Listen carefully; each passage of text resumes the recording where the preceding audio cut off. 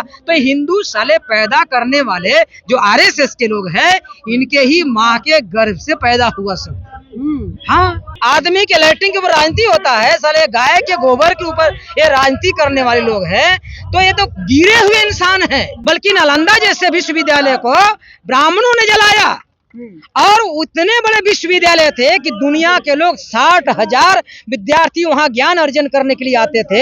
ऐसा विश्व में अभी इतना बड़ा शैक्षणिक संस्थान कहीं पर भी नहीं है जहां एक ही क्लास एक ही जगह पर 60,000 विद्यार्थी पढ़ते हो। ऐसा अभी तक दुनिया में कहीं नहीं है, वो भारत में था। चरितमानस में तुलसीदास ने लिखा, ढोल गवार शूद्र पशु नारी ये सब है तारण के अधिकारी। मतलब महिलाएं राजा बनने लायक नहीं है, महिलाएं उपभोग की वस्तु हैं, और महिलाएं पीटने लायक हैं। इनको खूब पीटो, जानवरों की तरह पीटो, ढोल की तरह पीटो।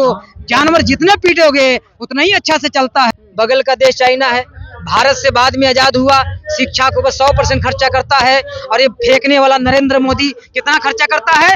2.5% खर्चा करता है। कभी शिक्षा में विकास होगा? कमी है। तो ब्राह्मणों ने हमारे समाज के लोगों को पढ़ने के अधिकार से वंचित रखा था, इसलिए हमारे अंदर शिक्षा की जागृति नहीं है। अगर हमारे लोग गरीब हैं तो संपत्ति रखने के अधिकार से वंचित कर दिया था मनुस्मृति में लिखकर, इसलिए हमारे पास धन नहीं है, हमारे पास हथियार नहीं है, हम बाहुबल नहीं है, हम ताकतवर नहीं है, तो हथियार रखने से पाबंदी मनुस्मृति में रखा था, लगा कर रखा था। इतने धूर्त किस्म की ब्राह्मण होते हैं। आज देश के लोकतंत्र के चार स्तंभों पर कब्जा करके बैठा है विधायिका, कार्यपालिका, न्यायपालिका और मीडिया। अब आप लोग जो मीडिया चला रहे हैं ये सोशल मीडिया है। जितने भी सैटेलाइट चैनल है, इलेक्ट्रॉनिक चैनल है, टीवी चैनल है, ट्रेडिशनल चैनल है, सारे चैनलों के ऊपर ब्राह्मणों और बनिया की कब्जा है। गधे की तरह व्यवहार करने लगता है तो उसकी तुलना गधे से किया जाता है। जैसे आदमी को शेर कहा जाता है ना, अब आदमी का तो 2 पैर है, शेर का 4 पैर है, कैसे तुलना किया गया? तो शेर ताकतवर होता है, हाथी जैसा विशाल जानवर को भी मार खाता है, इसलिए उसको ताकतवर कहकर उसको शेर की उपमा दिया गया। तो इंसान को भी दिया जाता है। तो उसी प्रकार से गधों की देश है, मूर्खों की देश है यहाँ बहुत। लेकिन आज मूल निवासी जो है हिंदू सभ्यता को मानने को तैयार है, आखिर क्यों? हिंदू सभ्यता है ही नहीं। ये तो आरएसएस के लोगों की जब तक मामला चल रहा है, एक कभी गाय के नाम पर, कभी गोबर के नाम पर, कभी गाय के मूत के नाम पर, कभी हिंदू के नाम पर, कभी राम के नाम पर, तो कभी श्याम के नाम पर, तो कभी परशुराम के नाम पर। तो ये आरएसएस के लोगों को ये काम ही है गोबर के ऊपर राजनीति करना। गोबर मतलब बेस्ट मटेरियल। आदमी के लैट्रिन के ऊपर राजनीति होता है, साले गाय के गोबर के ऊपर ये राजनीति करने वाले लोग हैं। तो ये तो गिरे हुए इंसान हैं। तो इन गिरे हुए इंसानों की जो अभी सत्ता चल रही है, ये आरएसएस के लोगों की, बीजेपी के लोगों की, और ये भी सत्ता इसलिए इनकी कामयाब है, ये चोर लोग हैं। ईवीएम मशीन में चोरी करते हैं, घोटाला करते हैं, और घोटाला करके सरकार में बने हुए हैं। तो ये हिंदू शब्द जो है ना, ये हिंदू है ही नहीं, ये हिंदू गधा बनाने के लिए है। ये हिंदू शब्द से हम लोगों को मुक्ति पाना होगा। और आप पत्रकार हैं, आपके जैसे पत्रकार भी है, पता नहीं मोदी का खूब प्रशंसा करते हैं। गधे लोगों क्यों प्रशंसा करते हैं आप लोग, मुझे समझ में नहीं आता है। भारतीय संविधान को पढ़िए। तो 4 पैर होते हैं सर, वो तो इंसान ही है। अरे भाई, जब इंसान अगर गधे की तरह व्यवहार करने लगता है तो उसकी तुलना गधे से किया जाता है। जैसे आदमी को शेर कहा जाता है ना, अब आदमी का तो 2 पैर है, शेर का 4 पैर है, कैसे तुलना किया गया? तो शेर ताकतवर होता है, हाथी जैसा विशाल जानवर को भी मार खाता है, इसलिए उसको ताकतवर कहकर उसको शेर की उपमा दिया गया। तो इंसान को भी दिया जाता है। तो उसी प्रकार से गधों की देश है, मूर्खों की देश है, यहाँ बहुत कुछ कहते रहते हैं। तो इसलिए ये राजनीति जो गलत तरीके से करने वाले हैं, बुद्ध जी के विचारधारा को पहले एक सवालों का हल करो। यही मीडिया वाले की, यही तो आप लोग की बदमाशी है। आप लोग सुनते नहीं है, उल्टा पुल्टा करके यहाँ से वहां लेके चले जाते हैं। भारतीय संविधान के एक भी अनुच्छेद में हिंदू शब्द लिखा हुआ नहीं है। अनुसूचित जाति को आदिवासी कहा गया, एसटी कहा गया, जिसको बोलते हैं शेड्यूल कास्ट, शेड्यूल ट्राइब कहते हैं जिसको आदिवासी कहा गया, शेड्यूल ट्राइब जिसको अनुसूचित जाति कहते हैं, ओबीसी अदर बैकवर्ड क्लास जिसको पिछड़ा वर्ग कहते हैं। तो एसी को एसी का अनुसूचित जाति कहा गया, एसटी को अनुसूचित जनजाति कहा गया, ओबीसी को पिछड़ा वर्ग कहा गया, हिंदू कहीं कहा ही नहीं गया। और जो धर्म परिवर्तित मुस्लिम है, सिख है, ईसाई है, जैन है, लिंगायत है, उनको भी हिंदू नहीं कहा गया। तो हिंदू साले पैदा करने वाले जो आरएसएस के लोग हैं, इनके ही माँ के गर्भ से पैदा हुआ सब। हाँ, और कहीं से नहीं, कहीं से नहीं। लेकिन ब्राह्मण इतना होशियार है कि अपने आप को हिंदू कहता नहीं है। हाँ। इतना होशियार है। लेकिन बुद्धिजीवन आज जो है विलुप्त होने के कगार पे, आखिर क्यों, क्या वजह रही? तो बुद्धिज्म जो है विलुप्त होने के कगार पर इसलिए है कि यहाँ पर बुद्धिज्म के इतिहासों को ब्राह्मणों ने नष्ट किया। नालंदा जैसे विश्वविद्यालय को नष्ट किया और कहा कि बख्तियार खिलजी ने नालंदा विश्वविद्यालय में आग लगाया। लेकिन हेनसेंग जो चीन के जो खोज करने आए थे, उन्होंने खोज करके बताया कि बख्तियार खिलजी ने नहीं जलाया, बल्कि नालंदा जैसे विश्वविद्यालय को ब्राह्मणों ने जलाया। और उतने बड़े विश्वविद्यालय थे कि दुनिया के लोग 60,000 विद्यार्थी वहां ज्ञान अर्जन करने के लिए आते थे। ऐसा विश्व में अभी इतना बड़ा शैक्षणिक संस्थान कहीं पर भी नहीं है जहां एक ही क्लास एक ही जगह पर 60,000 विद्यार्थी पढ़ते हो। ऐसा अभी तक दुनिया में कहीं नहीं है। वो भारत में था और वो भी बिहार में था।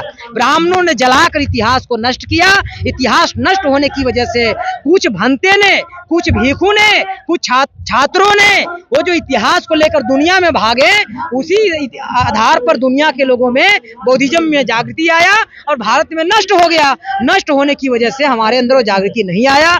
आज जब हम लोगों ने छानबीन करना शुरू किया तो आज वो धीरे धीरे जागृति हमारे अंदर बढ़ गई है और आज जागृति के परिणाम है कि अपनी लड़ाई लड़ने के लिए वो तैयार है। और इतना ही नहीं, ब्राह्मण इतने धूर्त किस्म की ब्राह्मण होते हैं। आज देश के लोकतंत्र के चार स्तंभों पर कब्जा करके बैठा है विधायिका, कार्यपालिका, न्यायपालिका और मीडिया। अब आप लोग जो मीडिया चला रहे हैं, ये सोशल मीडिया है। जितने भी सैटेलाइट चैनल है, इलेक्ट्रॉनिक चैनल है, टीवी चैनल है, ट्रेडिशनल चैनल है, सारे चैनलों के ऊपर ब्राह्मणों और बनिया की कब्जा है। एक भी चैनल एसी एसटी ओबीसी के हाथों में एक भी नहीं है। सैटेलाइट चैनल मतलब ऊपर छोड़ दिया गया है और नीचे खबर चलते रहता है टीवी में। एक भी चैनल का मालिक हमारे लोग नहीं है। ओबीसी के लोगों के देश में 52-54% जनसंख्या है। जातीय आधार जनगणना नहीं हो रही है। नरेंद्र मोदी करवाने की बात कहा, नहीं करवाता है। राहुल गांधी करवाने के नाम पर वोट लिया, वो भी नहीं करवाता है। ये लड़ाई हम लोग बहुजन मुक्ति पार्टी के माध्यम से लड़ रहे हैं। समाज के लोगों को क्या कहना चाहते हैं? ये जो चारों तंत्रों के ऊपर कब्जा है, जब तक हिस्सेदारी जनसंख्या के अनुपात में नहीं मिलेगा, हमारी पार्टी की एक ही आवाज है इस देश में। आप आरक्षण खत्म करने की बात करते हो, कर दो आरक्षण खत्म, आज के आज ही खत्म कर दो। प्रतिनिधित्व लागू कर दो, 100% प्रतिनिधित्व लागू करो। अगर 52% हिस्सेदारी ओबीसी की है, 52 दो। एसी की 16-17 है, 16-17 दो। आदिवासियों के 7-8% है, 8-7-8% दो। ब्राह्मणों की 3.5 है, उनको भी 3.5 दो। क्षत्रियों की 5.5 है, क्षत्रियों की 5.5 दो। और वैश्यों की संख्या 6% है, 6% दो। मतलब ये हो गया संख्या के अनुपात में हिस्सेदारी। भारतीय संविधान के 15(4) में लिखा हुआ है, शैक्षणिक और सामाजिक दृष्टिकोण से पिछड़ा हुआ है उसको जनसंख्या के अनुपात में हिस्सेदारी देना है। यह बात संविधान कहा हुआ है, लेकिन बीजेपी के लोग, कांग्रेस के लोग लागू नहीं कर रहे हैं। और शैक्षणिक स्तर जो है भारत का क्यों नहीं गिरेगा? बगल का देश चाइना है, भारत से बाद में आजाद हुआ, शिक्षा को बस 100% खर्चा करता है। और ये फेंकने वाला नरेंद्र मोदी कितना खर्चा करता है? 2.5% खर्चा करता है। कभी शिक्षा में विकास होगा? खिचड़ी खिलाने पर बजट बनाया जाता है, रिसर्च करने पर कोई बजट नहीं बनाया जाता है। आप लोग तो बहुत सवाल रहता है, इधर उधर के बात केवल पूछते रहना है। क्या कमी है आज हमारे लोग जो जागरूक नहीं है, आपके समुदाय के लोग जागरूक नहीं है, तो क्या कमी है? किनमें कमी है? सरकार जागरूक नहीं, जागरूकता का कारण है 4000 वर्षों से ब्राह्मणों ने हम मूल निवासी बहुजन समाज के लोगों को शैक्षणिक शिक्षा ग्रहण करने के अधिकार से वंचित कर दिया था। कितना वर्षों से? 4000 वर्षों से पढ़ने के अधिकार से वंचित करके रखा था। और ये पढ़ने के अधिकार 26 जनवरी 1950 को डॉक्टर बाबा साहब अम्बेडकर के लिखे हुए संविधान के माध्यम से मिला। आज कितने साल हो गए होंगे? 75-76 साल। अब 75-76 साल में अगर 4000 के तुलना अगर 75-76 साल को करेंगे तो उसके तुलना में आज अपने समाज में पढ़े लिखे लोग बहुत हो गए, बहुत हो गए।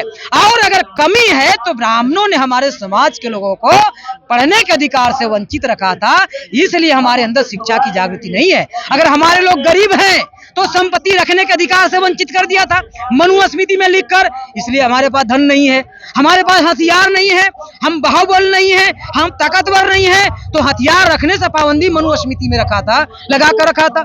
हमारे अगर महिलाएं ताकतवर नहीं है तो रामचरितमानस में तुलसीदास ने लिखा ढोल गवार शूद्र पशु नारी, ये सब है तारण के अधिकारी। मतलब महिलाएं राजा बनने लायक नहीं है, महिलाएं उपभोग की वस्तु हैं और महिलाएं पीटने लायक हैं। इनको खूब पीटो, जानवरों की तरह पीटो, ढोल की तरह पीटो। जानवर जितने पीटोगे उतना ही अच्छा से चलता है, चाहे हल में हो या फिर और अन्य जगह हो। आपके समुदाय के लोगों को महिलाओं से अगर काम लेना है तो पीटोगे तभी महिलाएं काम करेगी, अन्यथा काम करने वाली नहीं। तो सारे धर्म ग्रंथ विरोध में लिखा गया। ये संविधान था कि आज शैक्षणिक जागृति हमारे समाज में आई, अन्यथा ये समाप्त हो जाता। और ये समाप्त करने की काम इसलिए चल रहा है कि आज इस देश में संविधान खत्म करने की बात हो रही ना, इसलिए हो रहा है क्योंकि संविधान ये बहुजनों की समर्थन में है, ब्राह्मणों के विरोध में नहीं है, उनके भी समर्थन में है। लेकिन जिन लोगों को ब्राह्मणों ने शिक्षा से, संपत्ति से, शस्त्र रखने के अधिकार से वंचित रखा था, उनको संविधान ने विशेषाधिकार दिया। इसलिए ब्राह्मण समाज व्यवस्था में सबसे ऊपर होता था, आज लोकतंत्र की व्यवस्था में ब्राह्मण सबसे नीचे हो जाता है। संख्या के अनुपात में कम है, आज 3.5% ब्राह्मणों की संख्या है और सभी संस्थाओं पर अनियंत्रित कब्जा है।